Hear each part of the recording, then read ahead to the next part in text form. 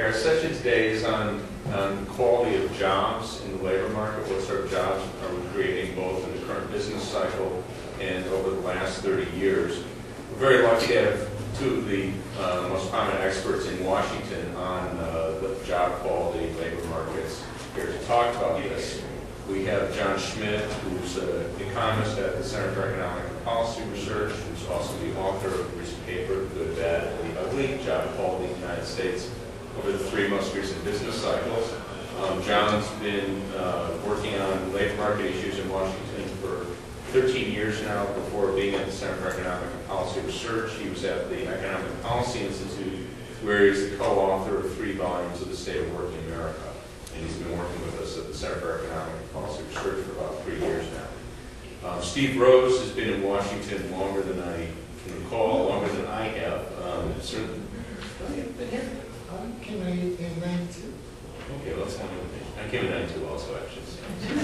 Okay, anyhow, Steve We know each other longer. Yes, well, I know of your work since God knows when. Yeah, So yes, of course. So Steve has been writing on labor market issues and job quality for even longer than John. I won't speculate how far back, but also one of the leading experts in Washington. And has worked at many different institutions, which I won't try to list here. But again, someone is certainly as expert as anyone in Washington on the issues. So we're going to start with John talking about his paper, talking about what's happened to job quality both in this cycle and the last 3 cycles. And then Steve will comment on his paper, and then both will have a few minutes to Mr. Joinder, and then we'll have a chance for questions from the audience. Thanks, Steve. And I also want to thank Steve for coming down to do this. When I told people that I was going to be on a panel with the guy who does the social stratification poster that I'm sure you've all seen about on credibility just for being on the same panel, I'm very pleased and happy to see you come down and talk about this. The format today is going to be a debate format, but I think it's probably going to be realistically a little bit more like a conversation with your brother-in-law, say, over Thanksgiving dinner, that you might have a mind or disagreeing with. The difference here, of course, is that in this case, the brother-in-law really knows what he's talking about, as opposed to the kind that are in my family or that I have represented as the brother-in-law in my life. So the next 15 minutes may well end up feeling like the longest 15 minutes in your life. But unfortunately, as I was prepared for this, I realized that it's not nearly enough time to talk about everything that is in the paper that we released recently in Good Jobs. So I won't be able to go through the details, and I encourage you, if you're interested in what you hear, to take a look there. What I'd like to do, however, is leave you with, if I can, just one overarching point that I will possibly make too many times in the next 14 minutes. And that is that in order to evaluate economic performance of an economy, you need to have a frame of reference. You need to have some sort of idea of what we think should be happening, how the economy should be performing under a given set of circumstances. So I'm going to make explicit what my framework is from the beginning. And that is, I think that, at least for the purposes of today, it's useful to think of the economy as a big machine that turns inputs into outputs. Now, economists typically think, for example, of taking labor and capital, raw materials, technology, and turning that into goods and services, the GDP, the gross domestic product. But today what I want to do is focus on a particular set of inputs, and that is the American workforce. And I want to look at a particular output, and that is good jobs, the share of good jobs in the economy. And I want to ask a very specific question, which is how well the economy does, how well the economy is doing taking American workers and generating good jobs with them. And I think, and perhaps I'll be accused of caricaturing Steve's arguments over the last few years, but I think that his arguments in his writings the last few years have emphasized essentially that any improvement in wages and salaries means that the economy is performing well for American workers. And I would argue that he makes that argument without any consideration for the improvements over time that we've had in education, work experience, capital per worker, and technology. Now, my position that I'm going to try and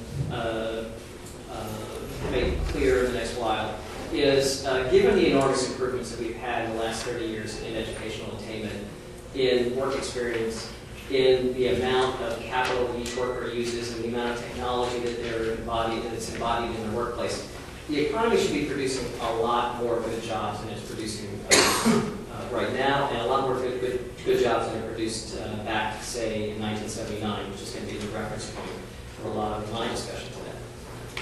So let's start by defining a good job. A good job has three characteristics in the definition that I'm going to be using today. First of all, it pays at least $17 per hour, which, roughly speaking, is about $34,000 a year. And there's a lot of different wages that we could have chosen as a cutoff point for a good job. But this one is the median male wage in 1979, adjusted for inflation. So what that says is that half of American men in 1979 made at least $17 per hour in today's dollars. The second characteristic of a good job is that it has employer-provided health insurance, where the employer pays at least part of the premium. And the third characteristic in the definition I'm going to use today is that the job has to have an employer-sponsored pension plan in which the employee participates. And I've included here 401k type plans, not simply defined benefit, the traditional defined benefit plans, but the newer 401k plans, which are defined contribution plans. Now, in the discussion that follows, I'm going to be looking only at 18 to 64-year-old workers, and I'm going to be analyzing their situation using the March Current Population Survey data, which is the source of annual data that you're probably all familiar with for the annual poverty numbers, for income numbers, for health insurance coverage, and pension coverage. The other thing that I'm going to be doing today when I talk about good jobs is I'm going to be comparing the situation in 2006 with the situation in 1979. And the reason why I chose 1979 is because that's the last business cycle peak before the big increase in inequality that we saw in the 1980s and then continued in the 1990s and continues today. It's also the earliest year that we have data of the kind that I'm going to present to you today available. So, what I said at the beginning is that I want to have a framework that emphasizes inputs and outputs. So I'd like to start, if we do the next slide, with what the outputs of the economy were, as it were, in 1979. By using the definition that I said above, that a job pays at least $17 per hour and has health insurance and has a pension, 25% of all jobs in 1979 qualified, made that cut.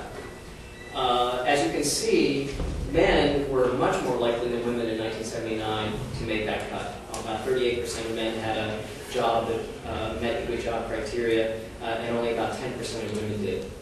Now, these are the outputs. This is the output that I'm interested in. And then let's look at how the economy in 1979 took inputs. What inputs did they use to create this output?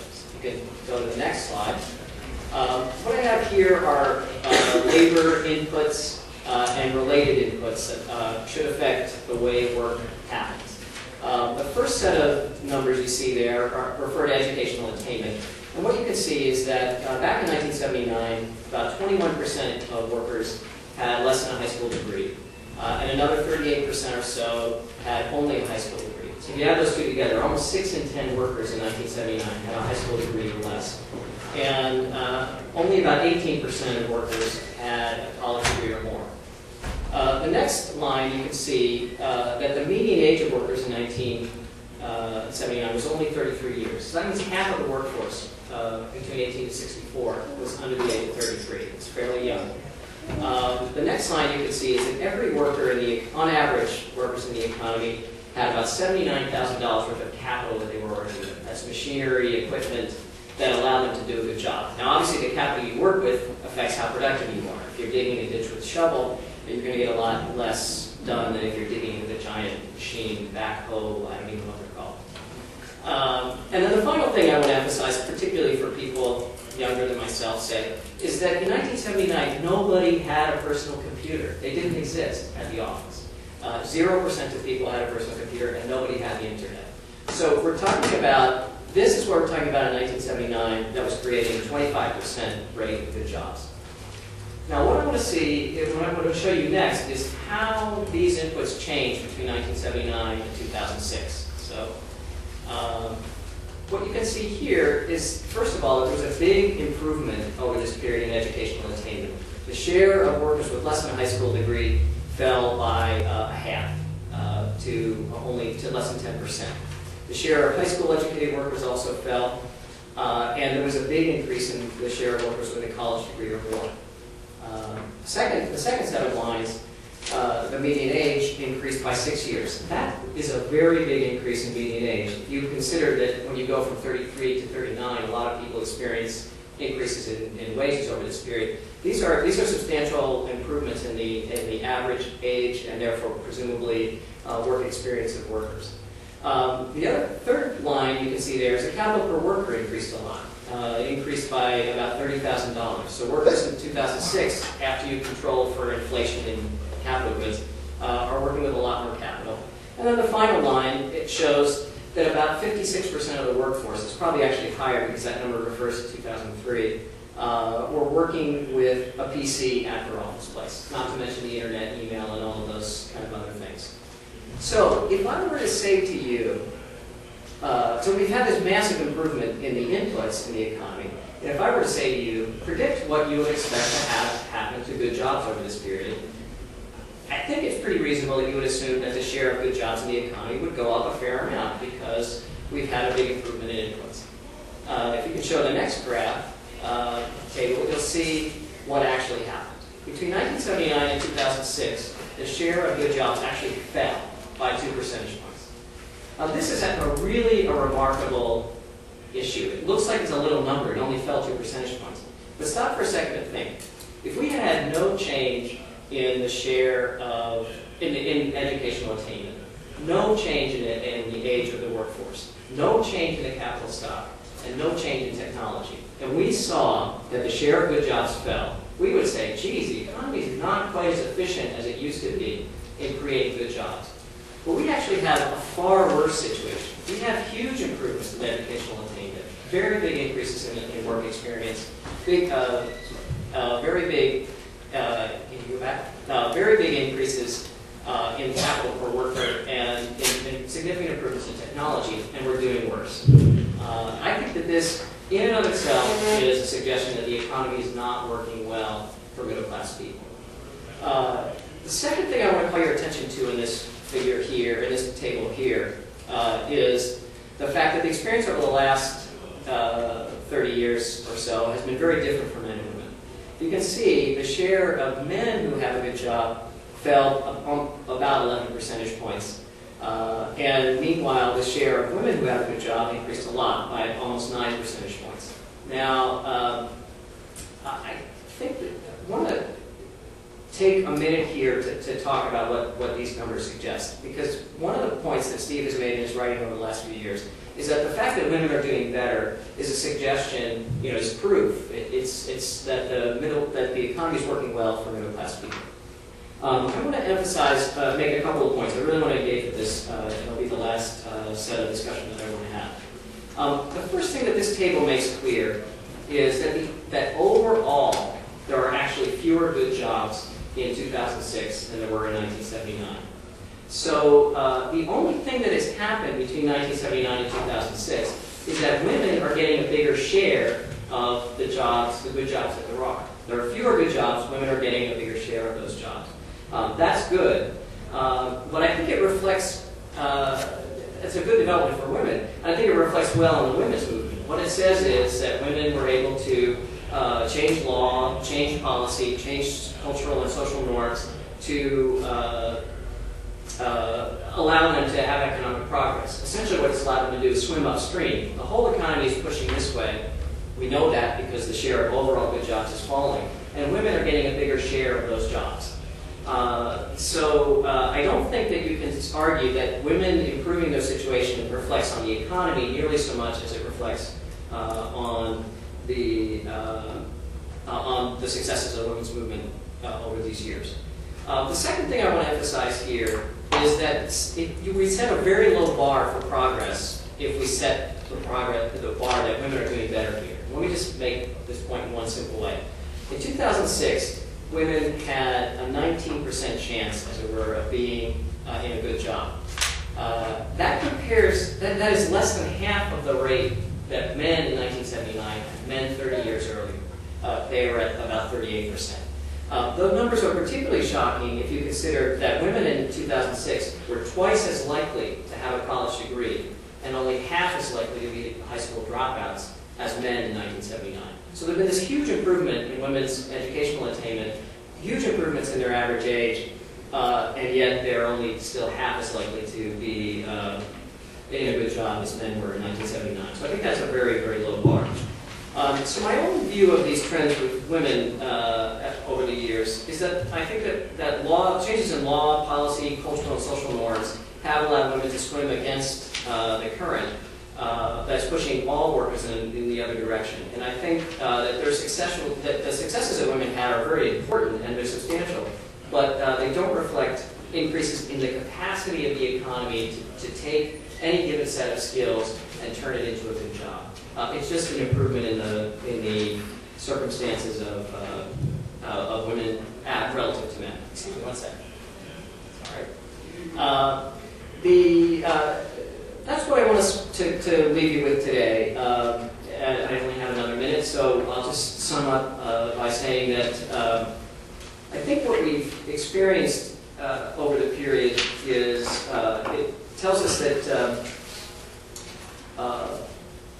look, let me return to the framework that I said. If we have improvements in inputs in the economy, we have improvements in educational attainment, the age, the capital that workers work with, and the technology, we want to expect to see commensurate increases in job quality. And what we've actually seen are declines over this period. I think that I would just ask one thing as you listen to Steve's presentation. Ask yourself, what do you think we should have expected to happen over time as we've seen these improvements, many improvements that Steve is going to show you? Well, with respect to what we expect should have happened with respect to the quality of jobs over the period. Thank you. You have Steve's set to go?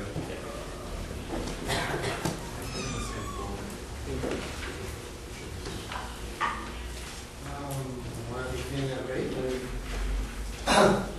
Thank the Senator and Dean and John for arranging this in and you all for coming. That still is, you've got to switch to the different PowerPoint, or else you, since John liked to put many words in my mouth already, maybe I'll just use the slides as well.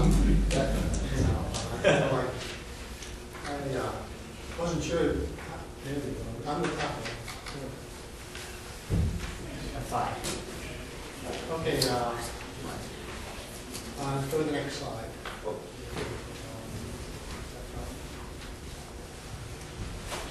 Okay, let me just, I'm here because I started a debate 2 years ago, which basically said, I think people on the left are overstating the case of economic decline. What's the matter with Kansas? I'll show you a quote from it. It really said some things of basically people are not voting their interests because if they were, 80% would be Democrats. So let me talk about what I think the other side of this debate is. Elizabeth Warren is a central figure in this. She's the blog on TCM. Never before a middle-class family has worked so hard just to break even. Another quote from President Yai, and with most people, the intensity, the insecurity, the arduousness of their economic struggles are woven into the fabric of their lives and essential to their identity. At least 2/3 are economically stressed, and all the gains of the last 20, 30 years are in the top 10%. Next quote. Next slide. And Tom Frank ends his introduction with this little bit of purple prose. The country seems more like a panorama of madness and delusion. The sturdy blue-collar patriots were signing a pledge, devoted family members losing their land, not being able to send their kids to college. So I had the temerity to say that maybe this was a bit of an overstatement. And this is how I got into it. Now let's turn to the issue at hand. What is a good job? Well, no one knows what a good job is. And I think it's fine to try and make a definition. And I applaud John for trying to do that. However, as somebody, when you pluck definitions out of the air, you got to be careful because they're ad hoc. You can set it wherever you want, and I wish John has a lot of rationale. He set it at the median wage of 1979. That's one rationale. Let me just give you other rationales. I mean, you have to pick a point, and we'll see what that does as I go on. One point is, a number that I use sometimes is a family of 3, household income of $40,000 a year. And we know, so what would it take in size-adjusted terms, I'm jumping a little ahead, for a single person working alone to have a family of 3 equivalent of $40,000 a year, and that would be $11.10 if they work 80 hours, and it would be $12.69. What would it be for a family of 3 with one full-time 40-year husband and a wife at 1,400 hours and 75% of the wages? That would be $12.78, and a family of 4, the husband would have to be $14.78. I'm not arguing for these numbers particularly. I'm just saying these are alternatives. And, we don't have a way to define it, and this is difficult. Next point. Next slide. One of the things is there's a big life cycle effect. This is actually taken from income, but I didn't have the data at hand, so I'm just using this. John, I didn't realize John used 18 to 64. I might have narrowed it more to 25 to 60, but that's a minor point. Next slide. Clearly, John brought something up to show a different point, and I'm using the same thing, the massive increase in the education of labor force. I'm going to use it to say it's kind of counterintuitive to think that men move backwards while they're so much more educated, but we'll look at some of the numbers and we'll have a problem with that. Next slide. I'm going to argue in something defining jobs in a different way, that job quality has increased in a methodology that I use, looking at managerial and professional jobs, which are up a lot, middle jobs and low-level manual service, which are down a lot. Now, one of the reasons that you can get John's findings and you can get highly educated people rising by a lot and job quality for a lot is John has a simple definition, yes-no definition. Do you pass a bar? Do you not pass a bar? So in other words, if you're above the bar and doing better above the bar, well, you're just above the bar. So a lot of the improvement has occurred of people above the bar. That is, for argument's sake, I don't know what the data is. A lot of people above the bar are making $25 an hour, and now they're making $35 an hour, or whatever. This is an increase in job quality that's lost by the methodology. It's a reasonable methodology. We should just understand the strengths and the weaknesses. Next slide. Okay, do I believe John's numbers, and why do I think there's an alternative way? When John showed you that median men's income didn't change very much, there is a problem here. And the problem is that median men's income has basically been flat since 79 or 73 for a long time. Okay, there is a problem. I'm not going to argue there are no problems. I'm going to argue that the problems have to be put in a certain context. So we all know, and if you look at John's detail slides, that men's earnings, the median men's earnings, have basically stayed constant. Yet he shows the number of good jobs declining from 37 to 27. Honestly, I don't believe that number. I don't believe that number because I believe that a lot of what happens is that they aren't failing for the employment count, the employment nature. So they have to be failing for one of the two other natures, one of the other two criteria. And that is, what we do know is in 1979, the share of health insurance was much less. The cost of health insurance and the share out of payroll was much less. There are a lot of people that, if husband and wife couples were working, they both have insurance, and they both have almost family insurance. So a lot of what happened in the last 25 years is that employers started to take more care to ensure that fewer workers were double covered. And what you had is a large decline in the share of individual workers being covered by their own employer, but you didn't have a large decline in the share of workers. You didn't have a large increase in the share of workers uncovered. You didn't have that large a decline in the share of workers not covered by employers directly or indirectly. So John brings this up as there's a 10 percentage point gap that we don't know, but then he tries to say he doesn't think that's going to have that big of an effect. I think it's inconsistent, so I think it has a bigger effect of what John says he's doing. Way that I look at the good jobs, bad jobs thing, and what John had in mind when he said, I looked at women versus men, I think you passed one. Go back to. First, what's the problem here? Men's jobs. So I did a simple number, and I also believe 79 is the starting point. I divided jobs into 4 easy categories. 25 and less, 25 to 50, 50 to 75, 75 and above. And I said, what is the extent in inflation-adjusted terms of the jobs for men, and what are the new jobs done? So in other words, I said, what's the starting point in the distribution of this 4-way thing? And what is the new jobs? What's the net new jobs as a way of trying to say what's happening to job quality? What you see here is that for men, and the red is then the new jobs, and the blue is the old jobs.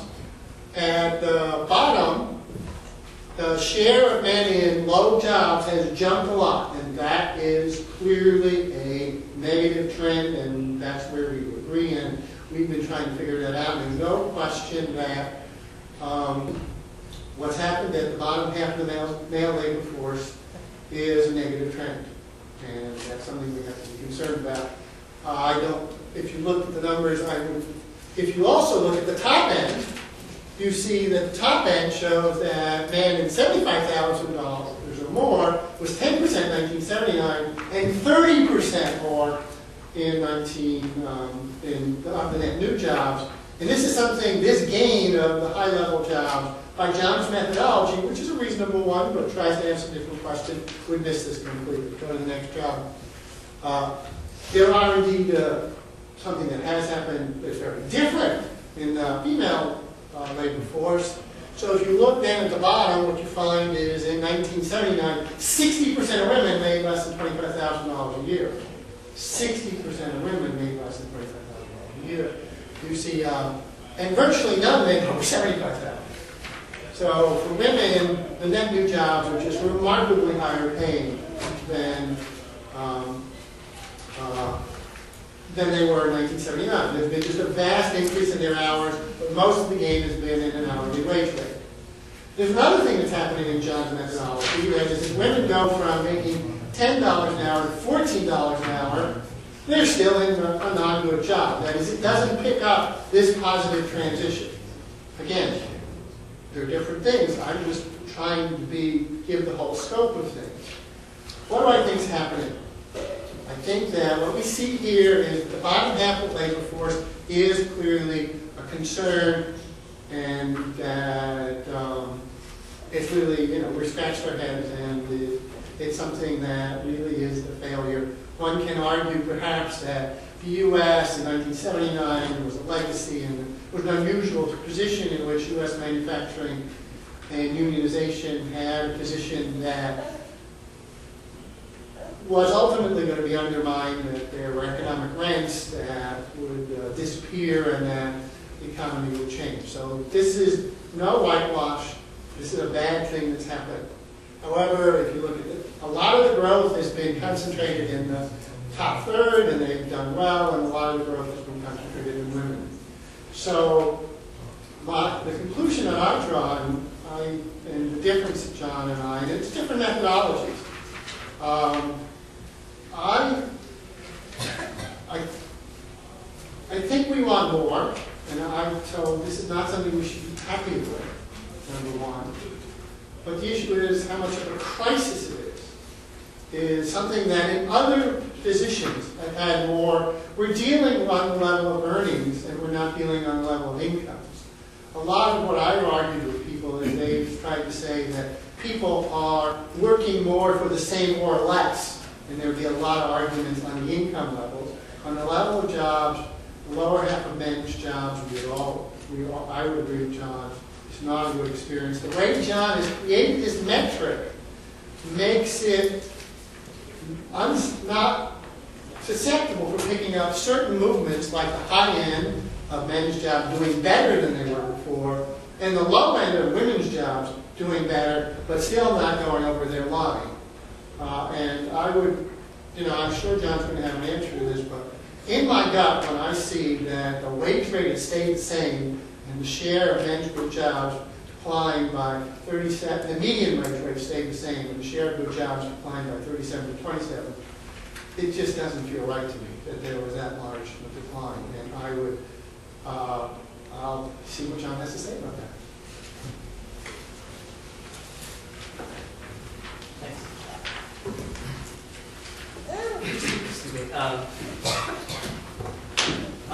First of all, I want to thank Steve for his very helpful comments and, as always, very interesting interpretation of the way the world is working, and gives a lot of insights into what's going on. What I would like to do is maybe just concentrate to begin with on these two charts that Steve has put up. If you could go back to the mail one right before. My interpretation of these numbers is actually a little bit different than what Steve has. The first thing about this particular chart is that I think it basically shows what we all know has happened. There's been a big increase in inequality, that there's been a hollowing out of the middle. If you look at that chart, you see a very big increase in the share of jobs above $75,000. And if you look, there's actually a bigger increase in the share of jobs that pay less than $25,000 over this period. And the areas that have seen the least amount of growth are the two in the middle, particularly the 50 to 75,000. So the first thing that we're seeing is a big increase in inequality and a big increase in growth in jobs at the bottom. I don't think that there's a big dispute about what's happening with respect to men. So let's jump to the next chart. And I think what's important to look here is you see actually a very similar pattern for women. If you look at the share, the red bar shows, which is the share of the new jobs that have increased over this period, the share of women who are in jobs that paid less than $25,000 increased more. The total number of women in that category actually increased more than the share of women in the top, making more than $75,000 a year. That red bar at the bottom is bigger than the red bar at the top. There's actually been a bigger increase there. Now, why I think that, so again, suggesting that what's happened is there's been an increase in inequality. There's more at the top and there's more at the bottom. Now, the group that's done, where the biggest increase has taken place is the low moderate group, which is exactly, which the $34,000 cutoff that I use cuts right in the middle. The second thing that I want to emphasize about the women's, so it's a little bit hard to know exactly what's going on. The evidence that I present suggests that women have gone up in that area, and that's consistent with what Steve was showing. The second thing I want to emphasize about this is that Steve's methodology allows women's increases in work per year to count towards these increases. I think that's legitimate, but let's understand that this means women are working a lot more. The third point that I want to make, and this goes back to the point that I tried to conclude with, but not very effectively, is of course we would expect to see big increases in women who are making $75,000 or more. They've had massive increases in educational attainment, massive increases in their work experience over this period. And yet, if you see the number there, it's actually not on this chart, but it's about 6%. They've gone from less than 1% to, if I correct me if I'm wrong, Steve, but I think it's 5 or 6% of women are in this category. If you jump back, you can see that that's far below where men work in this category.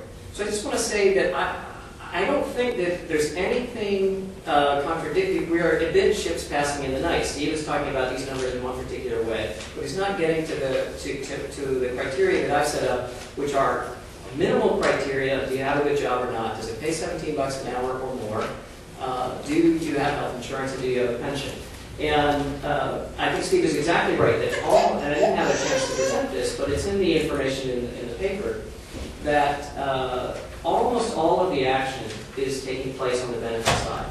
For men, we've seen flat wages over time, and for women, you've seen improvements in wages over time. They're small, I think, relative to their improvements in educational attainment, but they've taken place.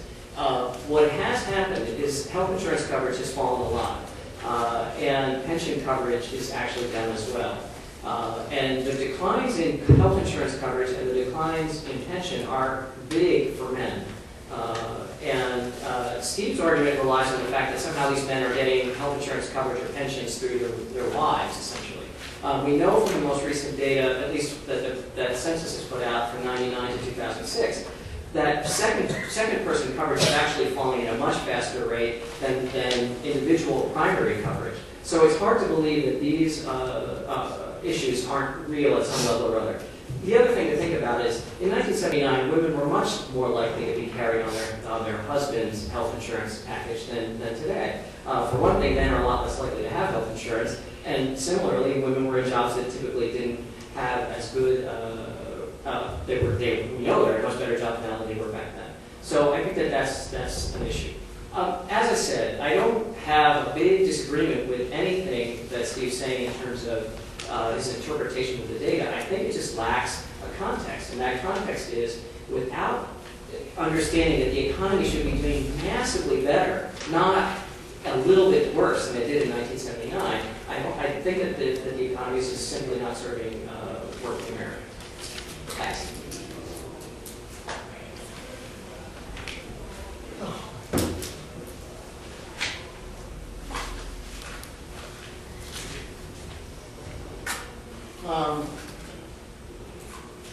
I'm not going to add a whole lot. I guess we're going back to half empty, half full, and what criteria to use. On some levels, there's a hidden argument. There's another argument we're having that is not being made here, and that's the political argument. And that there is a sense here that there's a variety of books that just came out from Krugman, Kuttner, and Reich. And they really clearly tell a consistent narrative of there was a period of shared prosperity from 45 to 75, whatever the year is, and then there was a period of stagnation. And you really have to change the economy dramatically. I don't think we put all the numbers together well enough, because there's this, there's a difference between incomes and earnings.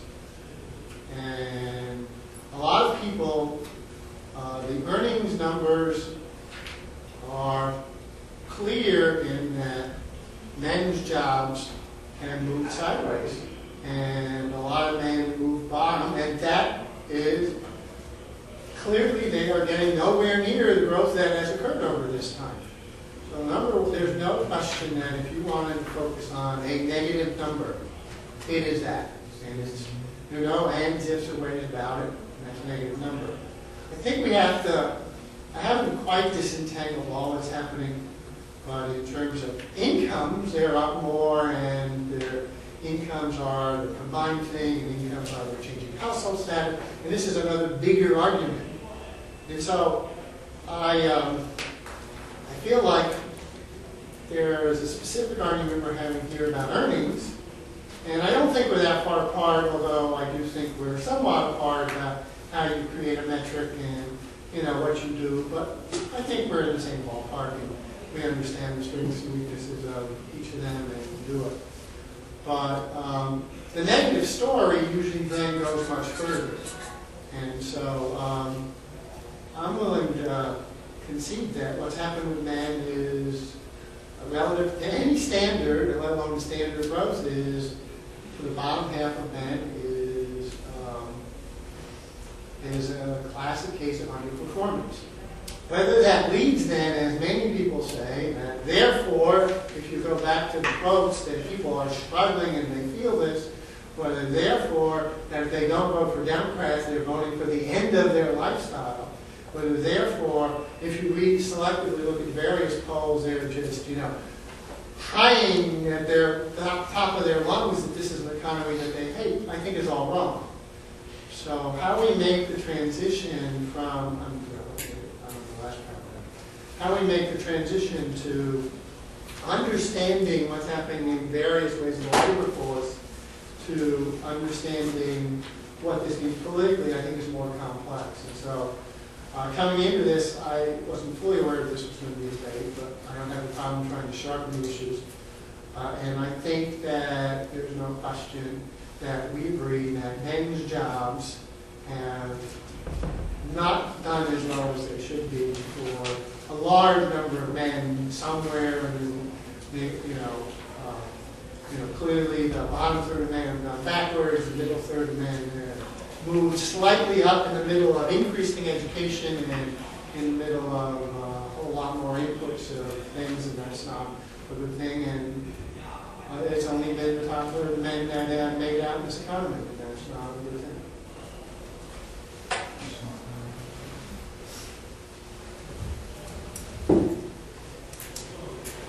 Okay, we have some time for questions, and I'm going to take advantage of the fact that I've been sitting here silent for half an hour, so I'm going to take the first question. Just give a quick nerdy one, either of both of you can answer.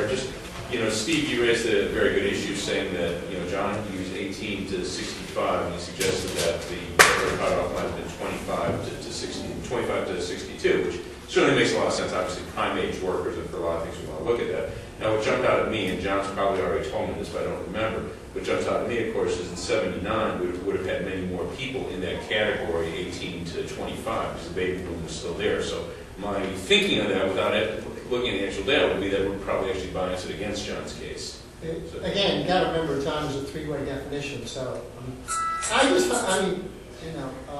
again, you look at the different numbers, but it just surprises me a whole lot that with fairly constant real earnings, you have such a large decline in the men's thing. I didn't think it was driven by pension coverage, so that was new to me. Again, I don't have the raw data. I'd have to play with it.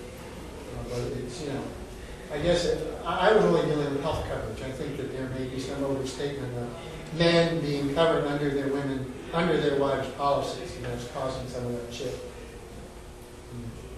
It's just, I do a lot of numbers, and when you see constant wages and you see a decline of a third in your bar, and you don't see a huge, I didn't see a big rise in the number of uninsured or the number of people without pensions. I didn't know that as data points. It just seemed odd to me that was a number that jumped off. Mind you, again, we're dealing with small numbers, and the difference is a few percentage points. I'm not taking away the fundamental point that this is not a good situation. I mean, in my mind, and why one sentence I didn't say is that the bottom number counts, and to say that the economy is only generating 25% good jobs is a big headline story. I think. I wish. You guys must not have a good press. What would think is a headline story? What's the press person? I think that's a headline number. Again, you have to be sensitive when you make what I call ad hoc definitions. I believe in ad hocism, but whenever you do it, if you err on the side of caution, then it's easier to argue. I don't have a problem with the definition as long as you understand strengths and weaknesses, and as long as you understand if you pick the male median at 79 and you know the male median has an increase, therefore you basically start with the best that can happen is 50% of men did a good job number. It turns out that it's much less, it's 37%. And it turns out that women make a lot less, and therefore you're going to have a much lower number of women, and therefore you're going to get in the 20s as the average of all. So by the way, the thing about women is 80% of the gains are gains of hourly earnings and not hours. 80% of earnings is due to, their hours are up a bit, but their total earnings are up like 50%, and therefore their hours aren't up. I mean, it's like 80% is due to. And partially that's just in terms of experience, but nonetheless. Let me just jump in on this issue of the ad hoc definition. I mean, obviously any definition of a good job is completely subjective, and I think the definition should include whether or not you can take coffee breaks and whether or not you have vacation and a whole lot of other things. But I think that the definition that we've chosen here has the advantage of being consistent over time, but I also hope that it has some resonance with people. And I think that if you think about what a good job is, it pays a certain amount of money. Figuring out that is hard, but I think choosing the 1979 male median is perfectly reasonable. And to sort of say that we know that it didn't increase over time, well, that's not an indictment of my definition. That's an indictment of the economy that hasn't produced any increases in male median earnings for 30 years. I mean, You know. I agree with that. I said it was a reasonable one. Yeah. I was just presenting it as alternatives, Right. as I said, when you pick a definition and no one agrees on the definition, I was just saying other people could argue. No, I we're at the agree. same page. Yeah, and I would just say, I mean, choosing the cutoffs that you have here, I mean, that's an ad hoc decision. I actually think these are reasonable ones that you have here because they resonate with people. Like, yeah, 75,000, that's a lot of money. 25,000, that's actually not so much money, right? Yeah, I mean, and there's these categories in the middle, and I know some people in all of those, and it makes sense. Right. But I think that these are you know, anything that we're going to do here is ad hoc, and the question is, does it resonate? And I think that the problem that I have with the discussion that we mostly have, and I've totally participated in this negative aspect for most of my life, is that we concentrate a little bit too much simply on wages and incomes, wages and salaries, and we don't look at the benefit side, the pension side and the health insurance side. Now, it might be that we have imperfect information, but I think we need to start looking at that because that's where we know that the rubber's hitting the road. We know that firms are feeling really big pressure on health insurance costs. We know that firms are increasingly not offering pensions, and they're switching from defined benefit plans to defined contribution plans in the face of the costs. So I think it's an important thing to enter into the discussion, and maybe I don't have it exactly right, but I think that it does change the picture, and I think that it's important we consider it. Well, just a couple of things. One, I actually do take issue with the idea that this chart is not completely ad hoc. You know, median male wages in 2005 were about $41,000 a year. Median male earnings for women were about $32,000 a year. And the way that I can't see Steve because of the but it does skew it so that you're disproportionately looking at gains that are happening to the top half of the income distribution by putting the chart this way and not looking at the actual distribution of earners. So I think that is a little bit problematic. That seems quite ad hoc to me. Just sort of is the term that was thrown out. But just also that people know that median earnings are actually closer to the bottom of both of these charts, not the middle of where these charts are. Median earnings in this country are not $50,000, about $40,000 for men, about $31,000 for women in 2005 dollars, which is the same dollars he has in that chart. But then the issue, I mean, I think that what you have brought to the forefront, Steve, that I do think is really important is this political question. You know, are we shooting ourselves in the foot by always talking about this dreary story when in fact maybe things are not that bad? And I think that, using 1979 as a starting point again, for families that have not put a second earner, a wife, into the labor market, their income today is the same as it was back in the 1979 period. Those families have seen no net income gains in inflation-adjusted terms. In order for them to see the gains, they've had to put in a lot more hours of work. For families that have seen income gains have had to work a lot more and a lot harder. And it seems to me that moment, that time use, how families are experiencing productivity gains and gains in GDP are something that you're sort of, it feels like you're trying to catch a little bit here, but you're not. Families are feeling strapped because they're working a lot more, partially because male wages haven't increased at all. And I think it would be interesting to hear you talk about that. And then one last thing, I mean, just to underscore what John said about health insurance coverage, and then I'll stop. That we have seen dramatic declines in the share of people receiving health insurance coverage as a dependent. And so that is a piece of the puzzle. We've certainly seen that in recent years. So I'll just stop there. All right. But I'd love to hear you talk about the political question. The health insurance, I'll start last and go backwards.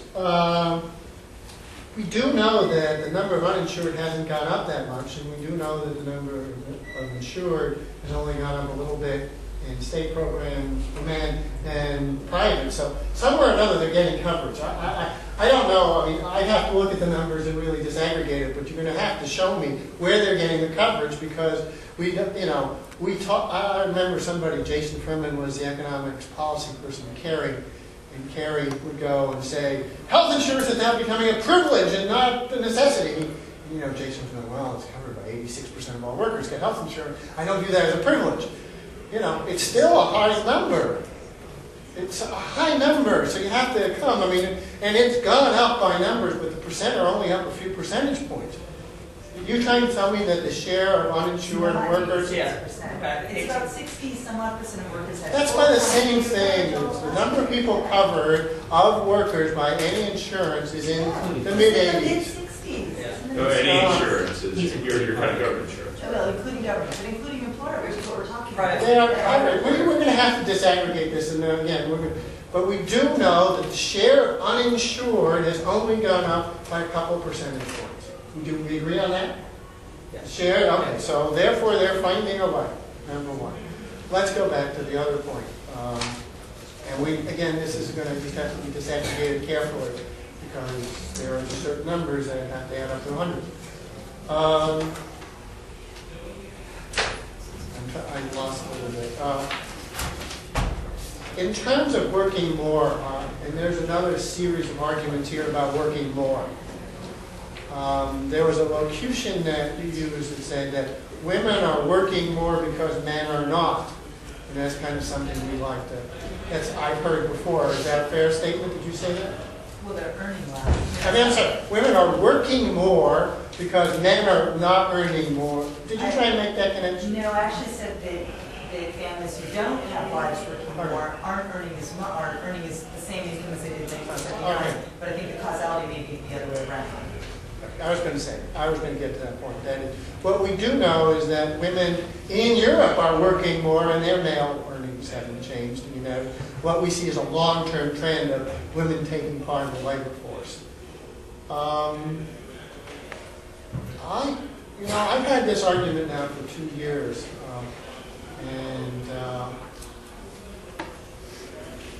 I just don't think people understand how negative they sound. I just don't, and there are, in my mind, two strong negative numbers, and that is male earnings in the bottom half, and nothing's happened in the last 5-6 years. And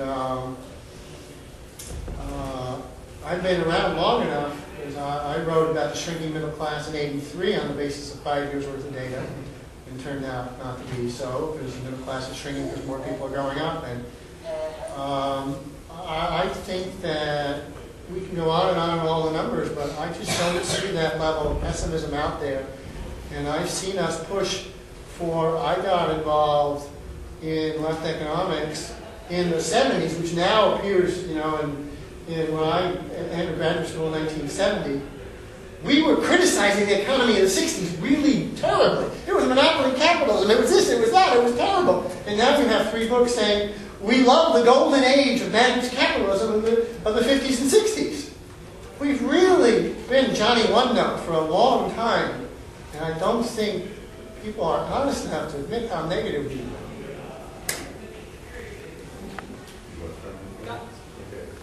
Oh, actually, if I just make one quick point. I mean, I downloaded these numbers earlier this week, and the share of people who had employment-based coverage, I can't put this up on the screen, in 1979,